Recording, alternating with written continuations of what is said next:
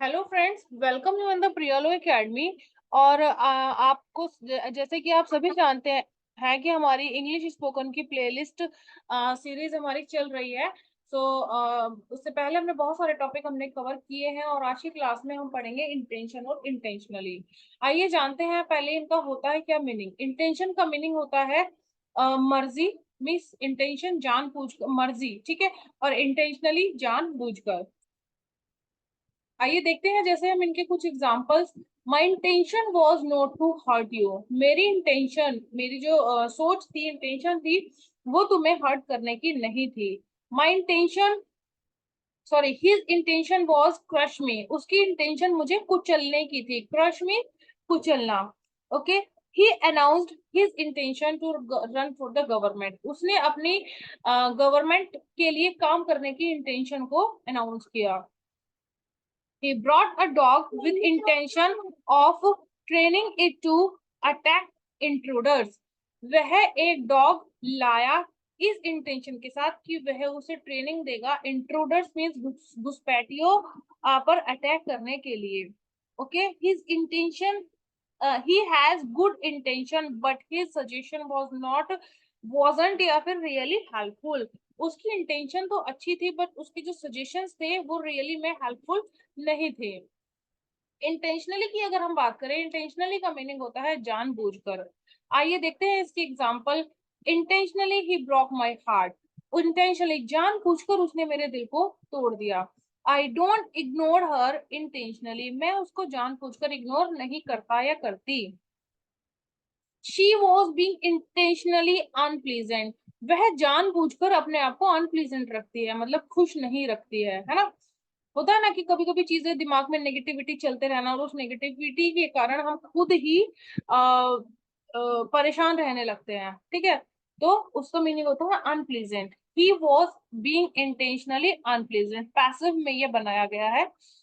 I have never hurt anybody intentionally. मैं कभी भी किसी को जानबूझकर हर्ट नहीं करता या फिर करती। It is crime to intentionally hold back evidence. यह एविडेंस को जानबूझकर छुपा करके रखना एक क्राइम होता है।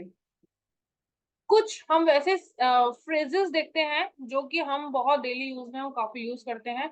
Simple living and high thinking, ठीक है। उच्च विचार और सिंपल लिविंग में साधारण जीवन और उच्च विचार, ठीक है। Who has doodled या फिर spoiled my notebook। डूडल होता है कि ऐसे ही बुक्स को गंदा कर देना, है ना। जैसे बच्चे होते हैं, पेन लेते हैं, कलर्स लेते हैं और बुक पर ऐसे ऐसे डूडलिंग कर देते हैं, that is called doodle. Spoil, खराब करना, गंदा करना, ठीक है। तो who has spoiled my notebook, who has doodled my notebook.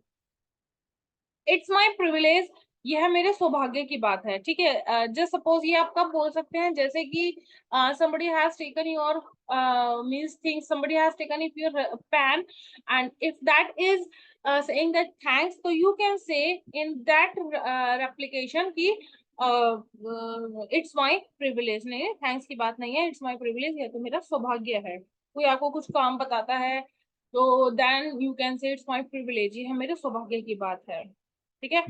Forgive my language, मेरी लैंग्वेज को माफ करना, ठीक है। Could you come to my party, ठीक है। मैंने आपको देखिए पहले भी समझाया था कैन, कुड और किसका यूज, मे का यूज, ठीक है। कुड का यूज मैंने आपको पहले भी जैसे समझाया था कि किसी को बहुत ज्यादा रेस्पेक्ट देने के लिए we can use what, could, ठीक है। तो यहाँ पर हम बहुत ज्यादा रिस्पेक्ट के लिए हम यूज कर रहे हैं किसका, कुड का, ठीक है।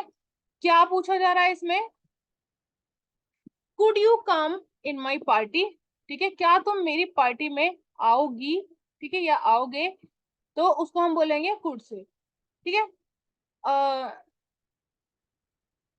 माई माई बॉस इज निकम्बू, ठीक है। मेरा जो बॉस है, निकम्मा को बोलते हैं क्या, निकम्बू। क्या बोलते हैं, निकम्बू। माई बॉस इज निकम्बू मीन्स मेरा जो बॉस है वो निकम्मा है, ठीक है। So this was enough for today's class. I hope you like this video. If you like this video, so please like this video and subscribe my channel. Keep watching Priyolo Academy. Bye bye. Thank you.